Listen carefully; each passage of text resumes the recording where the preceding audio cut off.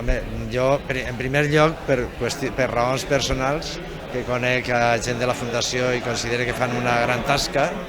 Segona, perquè sí que conec també el treball que fan de suport a tot el teixit associatiu, que penso que és una de les tasques més importants que fan, a banda de moltes altres, no? Perquè són, evidentment, una referència d'activitat en tota la comarca.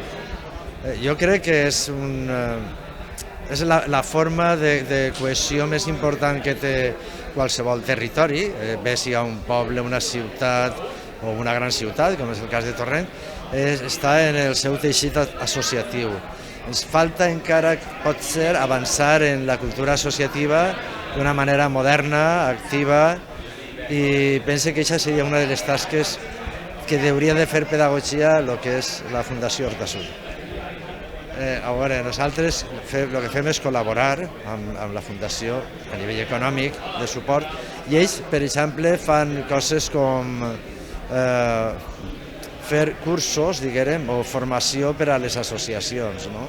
De com tenen que organitzar-se, com tenen que tindre tota la seva documentació en regla, coses que és important, perquè moltes vegades les coses la gent que està allà dins no ho sap.